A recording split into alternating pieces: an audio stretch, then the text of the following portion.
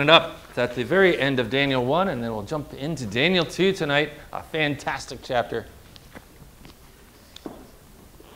Forget if it was Isaac Newton or not sure which one it was that said that between Daniel and one other, and Daniel 2 and Isaiah 53, it was just a slam dunk proof of Jesus Christ being the Christ. He didn't say slam dunk, of course, in those days, but something to that effect. And I don't know if it was him, but I'm just trying to remember someone famous, I think it was he, said that. It was him. Okay, so we're in Daniel here. Not Isaiah 53. I don't know. I think they might read Daniel 2. I don't know. Yeah. Okay, so here we go.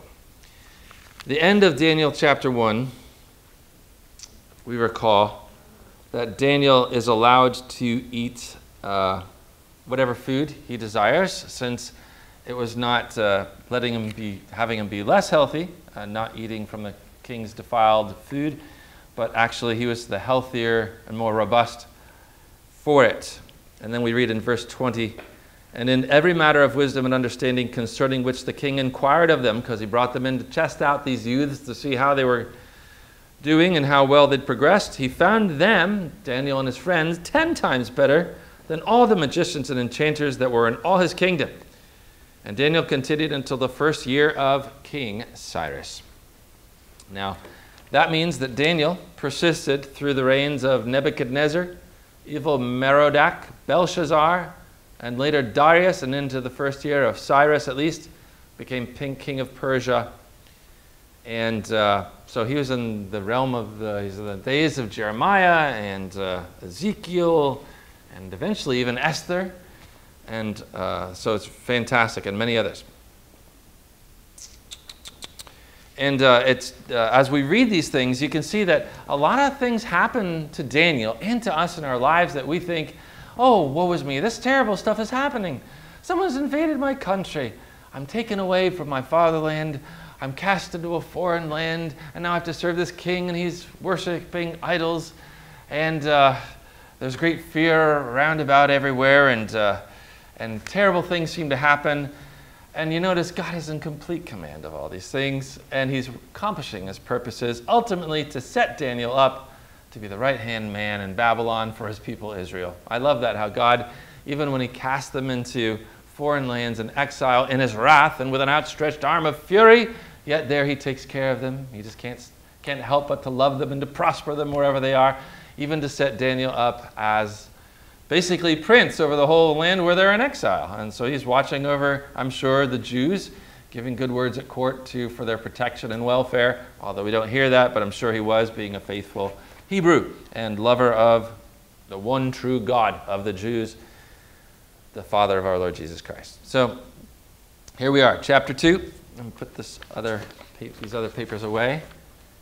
By the way, you can eat any food you want. All foods are clean. You can eat Twinkies for the rest of your life if you want, and drink Coca-Cola, but it might not be the healthiest for you. In fact, I had people on my boat recently that lived in Salt Lake City. They were not Mormons, but they said they, of course, are surrounded by Mormons. They work with Mormons, and the Mormons don't drink coffee because it's in the Book of Mormon. Coffee's bad. Don't drink coffee. It's unclean because of the caffeine. But then they said it's kind of strange because all they live on is soda. And she asked the people at their work, well, this is all soda. Well, that's Coke and stuff. And they drink like 5 or 6 or 7 of them a day. Everybody out there, they said. And they said, but that's not in the Book of Mormon. So they can drink it, even though it's caffeine. But the caffeine in the coffee, you're not allowed to drink because it's the Book of Mormon. At any rate, all foods are clean for you. And you could say this too, borrowing another phrase which is not applied to this specifically, but you can say this: all things are lawful for you, but not everything's helpful. So make the best choices you can. If you know something, let me know. I'm doing my best. I keep trying. Live as closely as, my advice would be to live as closely as you can to what God made for you. If possible, I can't always do this, but get some sunshine in your face. Be outside. God didn't put Adam in a cubicle, and he gave him the foods of the earth, and later on in Noah's day, the meats. And just do your best, because we're living at the end times, and frankly, they've manipulated the food sources. The vegetables are not what they used to be. The animals are closer to what they used to be, still not what they used to be. Do your best. God will take care of you. Food is not our God. God is our God. He will take care of you. But in the meantime, don't live on Twinkies, probably. But if you eat them, don't feel guilty. Well, at least before God, because he doesn't really care. The kingdom of God is not food and drink, but righteousness and peace and joy in the Holy Spirit, says Paul, Romans 14, I think. All right, so here, Daniel chapter 2. In the second year of the reign of Nebuchadnezzar, Nebuchadnezzar had dreams, and his spirit was troubled, and his sleep left him. I'm going to read from the RSV here. There's slightly different readings, and the ESV more accurate. Then the king commanded the magicians, the enchanters, the sorcerers, and the Chaldeans be summoned to tell the king his dreams. So they came and had stood before the king. And the king said to them, I had a dream, and my spirit is troubled to know the dream.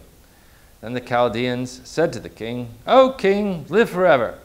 Tell your servants the dream, then we will show the interpretation. The king answered the Chaldeans, the word from me is sure. If you do not make known to me the dream and its interpretation, you shall be torn limb from limb, and your house shall be laid in ruins. No pressure, yeah. But if you show the dream and its interpretation, you shall receive from me gifts and rewards and great honor. Therefore, show me the dream and its interpretation. They answered a second time, let the king tell his servants the dream, and we will show its interpretation. The king answered, I know with certainty that you're trying to gain time, because you see that the word from me is sure, that if you do not make the dream known to me, there is but one sentence for you. You have agreed to speak lying and corrupt words before me till the times change. Therefore tell me the dream, and I shall know that you can show me its interpretation. The Chaldeans answered the king, there is not a man on earth who can meet the king's demand, for no great and powerful king has asked such a thing of any magician or enchanter or Chaldean. The thing that the king asks is difficult, and none can show it to the king except the gods whose dwelling is not with flesh. Because of this, the king was angry and very furious, and commanded that all the wise men of Babylon be destroyed. So the decree went forth that the wise men were to be slain, and they sought Daniel and his companions to slay them. Then Daniel replied with prudence and discretion to Arioch, the captain of the king's guard, who had gone out to slay the wise men of Babylon. He said to Arioch, the king's captain, why is the decree of the king so severe? Then Antioch made the matter known to Daniel, and Daniel went in and besought the king to appoint him a time that he might show to the king the interpretation. Let's stop there, and we'll go back and pick up that story in a little bit. Let's go through this a little bit more verse by verse. Man, this is an amazingly great chapter. Okay, so we read, in the second year of the reign of Nebuchadnezzar. So at the time when Daniel was originally taken into custody and brought over to Babylon in exile, Nebuchadnezzar was king of Babylon, but he was a co-regent. Namely, there were two guys kind of running the kingdom at the time. And then shortly thereafter, somehow the guy just passed away or whatever. He became the other guy. So he became the sole regent of the empire of Babylon. So in the second year of the reign of Nebuchadnezzar, which was probably not long after examining these youths, including Daniel and his friends. What do we read about him? What was Nebuchadnezzar's trouble? Was the first question. And why was he so troubled? What was his trouble? He had a dream, or he dreamed. It says here, dreams, but we're talking about the fullness of this one dream. And why was he troubled? His spirit was troubled and his sleep left him. He wasn't able to sleep at all because of this appalling, terrifically overpowering, powerful dream that he had. And why was he so troubled over it? What do you think? I'd say both of those. So what did you say, Marcia? He couldn't interpret it, and it was so powerful and moving to his spirit. So that was troubling. He couldn't sleep. And I think it was also what Art is hitting on here, is God made sure that he was troubled by this dream. because he's going to work his purposes. If he just went back to sleep and slept like a little baby, well, we wouldn't have everything happen that needs to happen. Isn't that the same as inconsistency? About what? Isn't that the same as Inconsenting? consenting to God, you pray, or you believe how you believe, but you're interpreting that she said in Torah, but that's still consenting according to someone else spoke, compared to the other person, and then what you believe, and you believe, and trying to, you're really involved. Isn't that the same thing as consenting? I'm not sure I follow exactly there. Forgiveness. I'm consenting to God. I forgive. Please forgive me to do anything wrong. I'm consenting. I follow them. Yeah, well, let me try to explain. I'm not sure I exactly understand you. You might be hitting it on the head. I just had a little trouble following that part. But what he's saying here really is the king was troubled because he had an appalling dream, a powerful dream from God, as we'll find out. And it was a communication from the Almighty to Nebuchadnezzar, but he was so troubled by it, he couldn't understand the dream. And also, it was what Art's hitting on here, is that God was working his purposes. So God is putting the dagger into his soul to make sure he can't sleep until he gets this figured out. Now,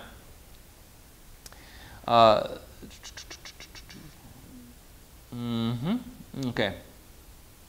Look at how the Lord also works to torment people, by the way, and work other things to move people's hearts in the direction he wants them to go.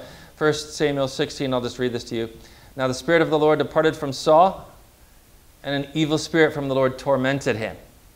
God was working in that situation too, to torment and to give him no rest until David comes and plays the music and the evil spirit departs. And so God was working to, in a sense there, put David into the proper place. 1 Samuel 2, remember Eli, no, my sons, it's no good report that I hear from the people of the Lord spreading abroad. If a man sins against a man, God will mediate for him. But if a man sins against the Lord, who can intercede for him? But they would not listen to the voice of their father. Remember Hophni and Phinehas, who were doing wicked things, for it was the will of the Lord to slay them. So God hardened their heart in that case to, again, work his purposes. My point here, well, let's look at another one. Exodus 3. God said, and I will give this people favor in the sight of the Egyptians. When you go, you shall not go empty. So he gave them favor in the sight of all the Egyptians, and they despoiled the Egyptians. Everybody gave them of their jewelry. So he's working in hearts there to make his people rich. So then he has mercy on whomever he wills, Romans chapter 9, and he hardens the heart of whomever he wills. God is able to work the hearts of anybody, from the lowest to the highest, to work the great purposes for his glory, the glory of his Son, Jesus Christ, and for your greatest good. So this is a great comfort to us. Also, I would say in these days, where we see great and powerful people acting in ways that seem to be quite chaotic and aggressive and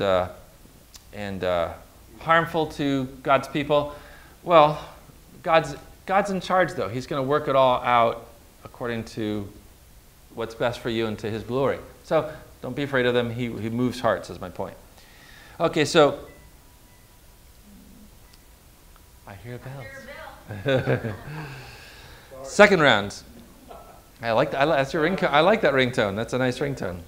That's very peaceful. And his spirit was troubled, and his sleep left him. Then the king commanded the magicians, the enchanters, the sorcerers, and the Chaldeans be summoned to tell the king his dreams. So they came in and stood before the king, and the king said to them, I had a dream, and my spirit is troubled to know the dream.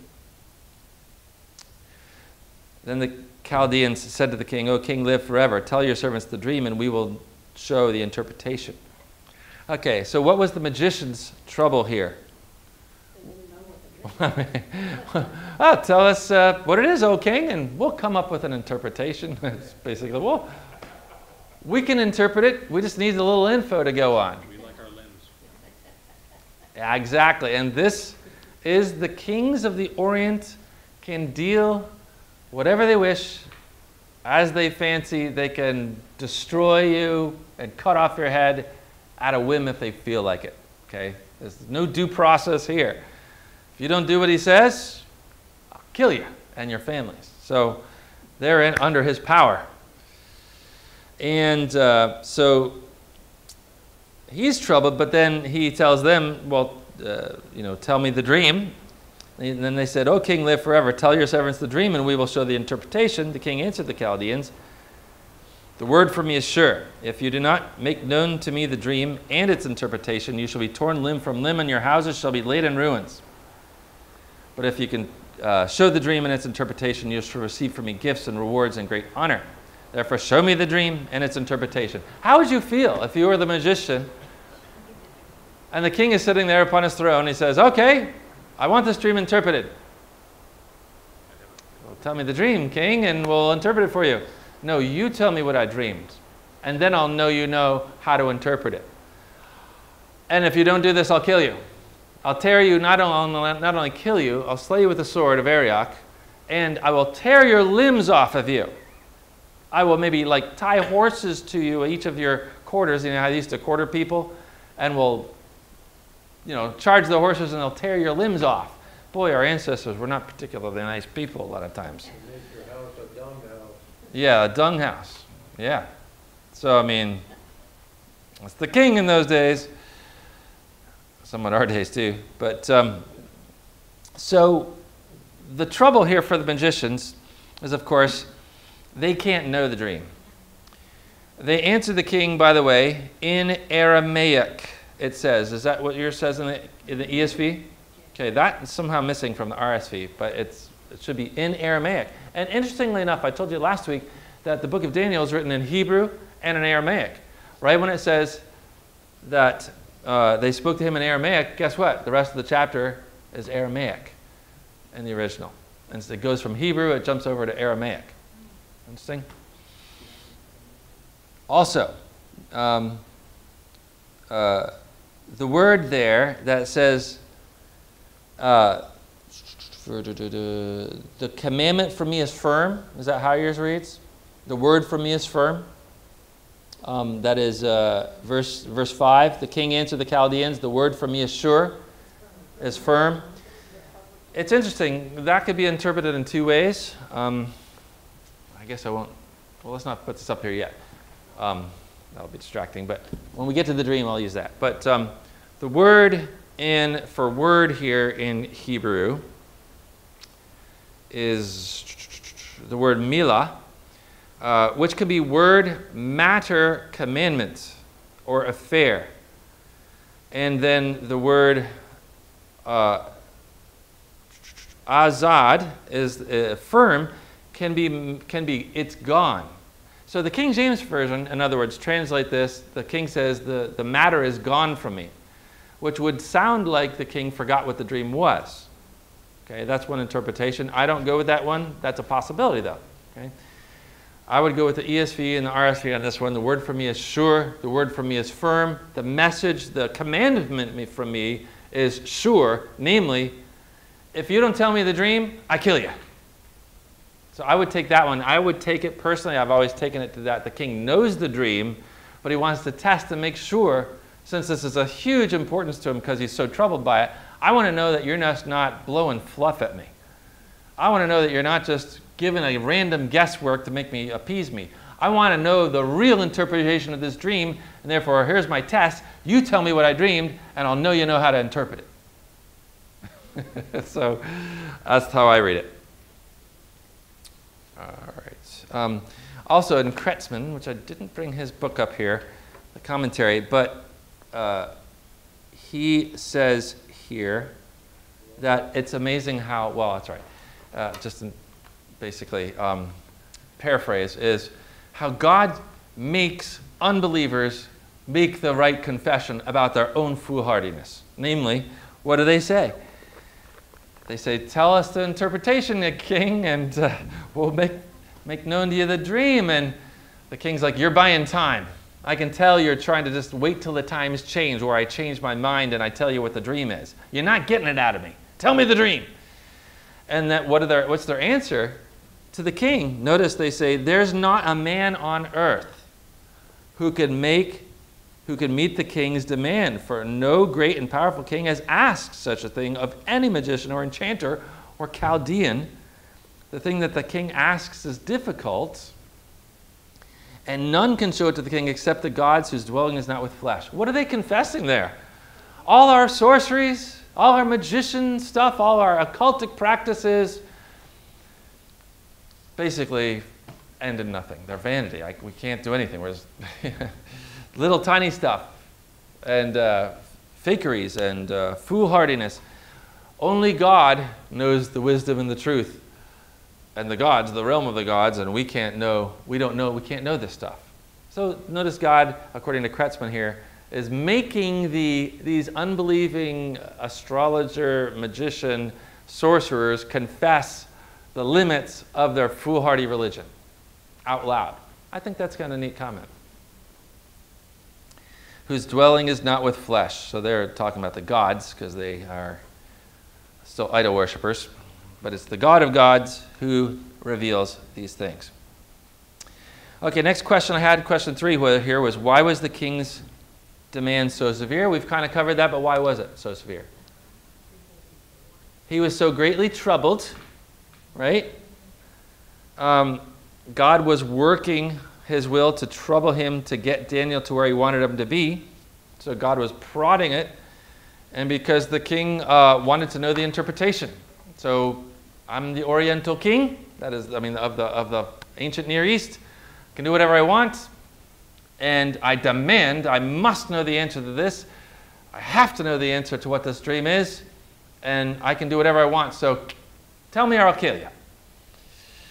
So it was severe for a number of purposes. His trouble, his desire to know the answer, and God's will working out. Because if they could answer this, or if he didn't have such a severe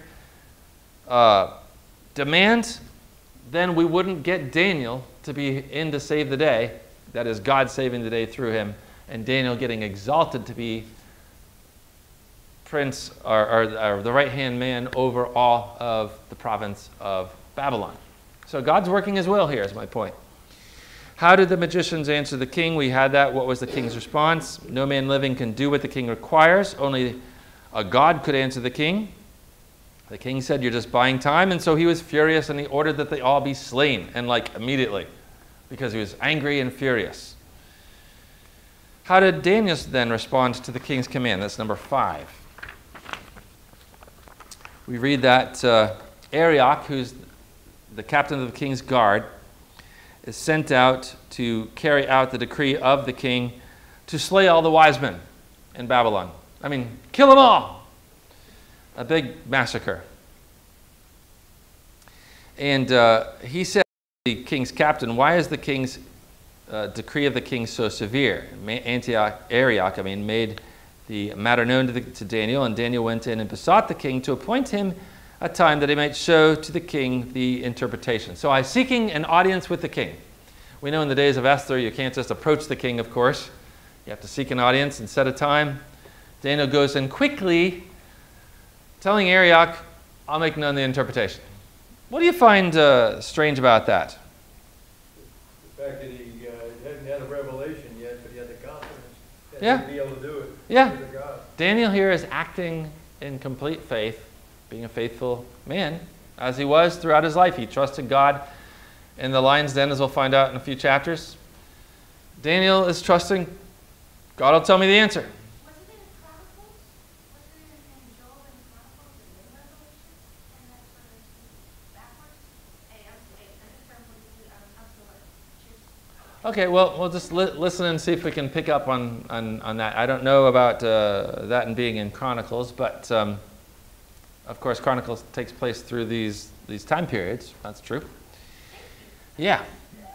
All right, so okay, so God, we read here, let's go on. So Daniel is taking quick action to stop not only his own death and the death of his friends, Shadrach, Meshach, and Abednego, as well as he's even caring, interestingly enough, for all the other wise men, because he's a good man.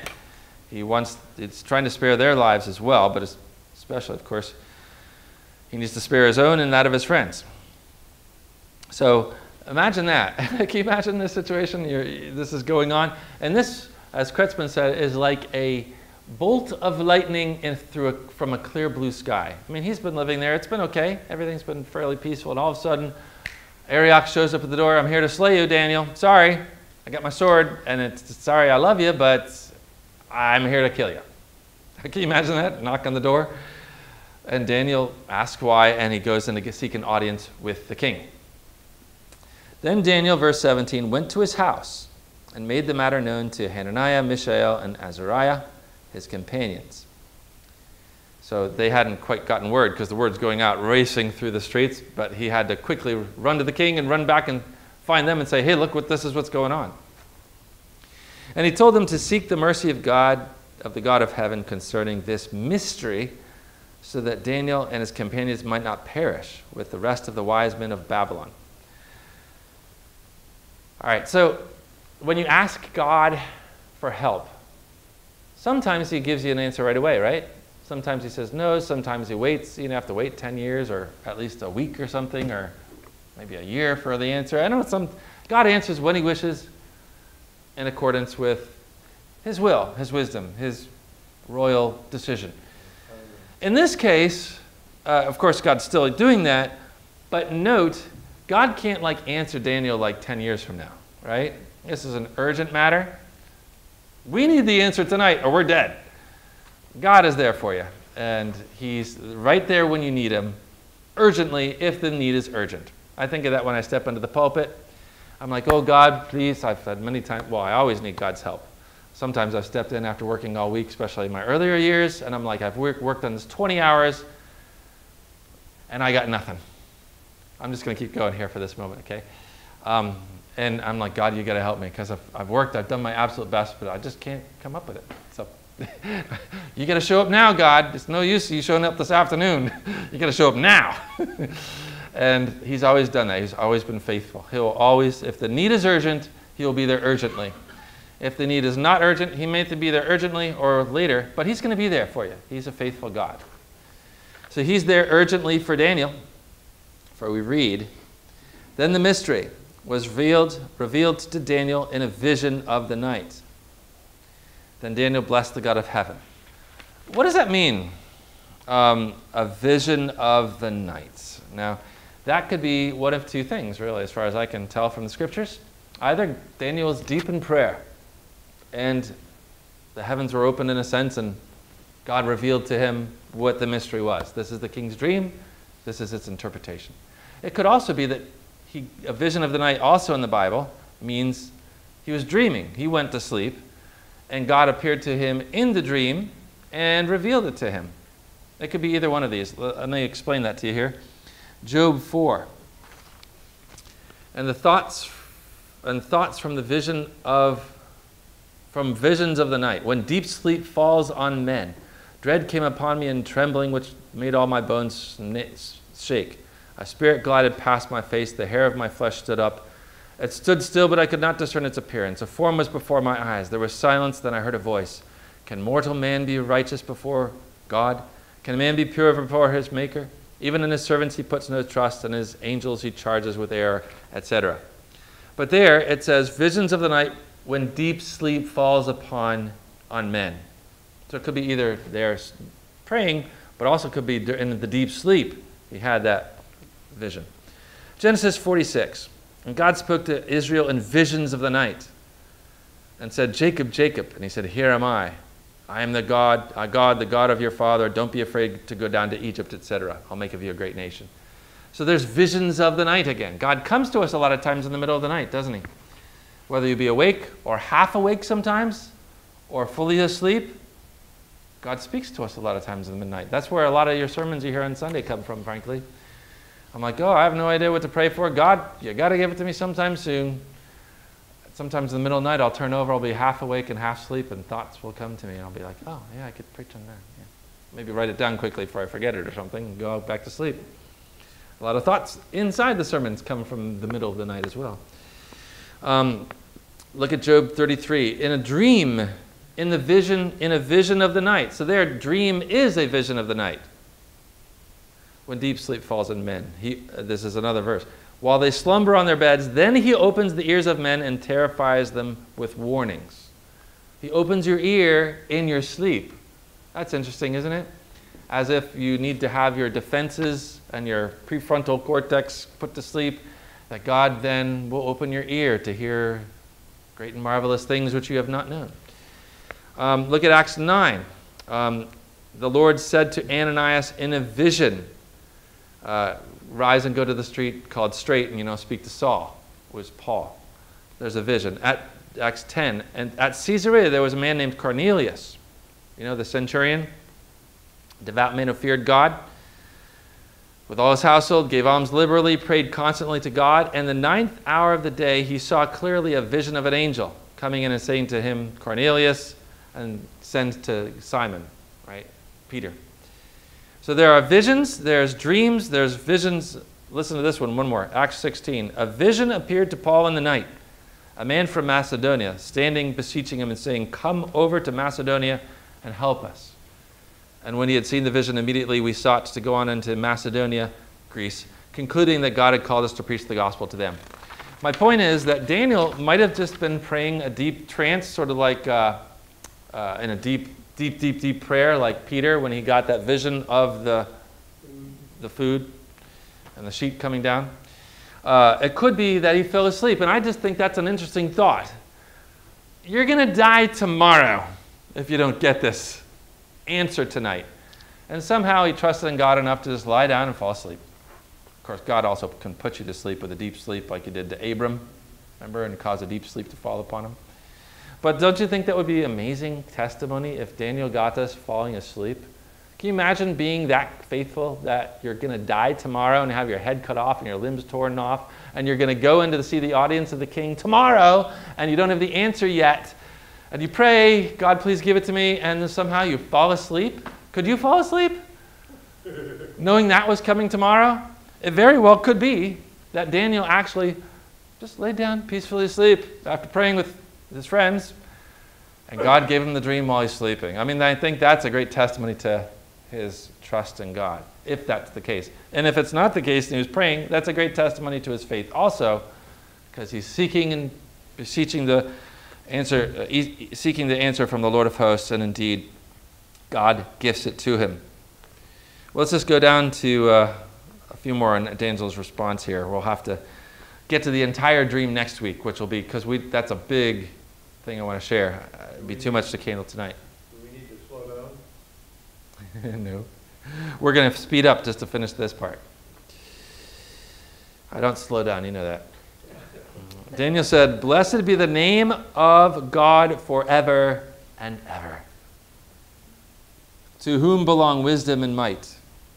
So notice Daniel's first answer, or first act in receiving this answer, he doesn't even go tell his friends about it. The first thing he does is praise the God of heaven for revealing the mystery. What does it? See how he praises God here.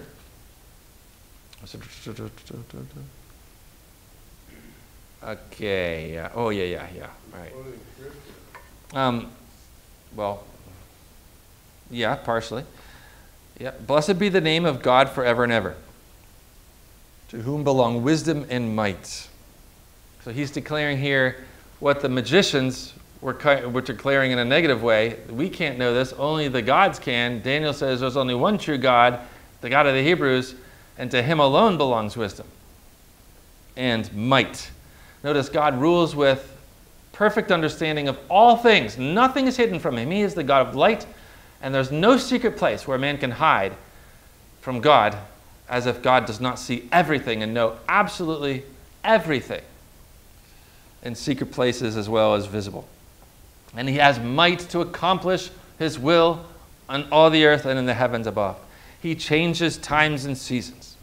He removes kings and sets up kings. Notice he is in charge of the kingdoms of men. That's going to be a theme that courses through Daniel, which eventually Nebuchadnezzar himself is going to confess. Finally, he'll learn that it's the God of gods, the God of the Hebrews, who alone rules over the kingdoms of men. He has to be brought a long way down from his pride to come to that confession. Daniel's making it here. Daniel's a very humble man, by the way. Notice, he doesn't take any glory for himself. He's always abasing himself and exalting God. He does that throughout his life, through each of his prayers, as we're going to see, and experiences through life. He's always abasing himself as, I'm a nobody. It's God who's all the glory. And if I have anything, it's only a gift of God. Like John the Baptist says, no one can receive anything except what is given him from above. So that's the heart of the Christian too, right? If we ever do anything well, and we can praise each other for that as an encouragement, and that we can take that as an encouragement, but we always want to say, but it's just God, it's not me. But thank you for the encouraging word, you know. Okay, he gives wisdom to the wise and knowledge to those who have understanding. He reveals deep and mysterious things. He knows what is in the darkness, and the light dwells with him. That reminds me, I wrote down all kinds of scriptures here for that one. Didn't I? I did it somewhere. Anyway, it reminds me of Job. Remember Job? Do you know the way to the dwelling of light and the place of darkness? I mean, God knows where light comes from. He knows its home. He knows where it comes, where the storehouses of the hail and the snow. He knows where all these places are, which we can't see. He knows the light dwells with him. And as David says in Psalm 139, even the darkness is not dark to thee, O Lord. The night is bright as the day. To thee, O God of my fathers, I give thanks and praise. My fathers, Abraham, Isaac, Jacob, and his ancestors.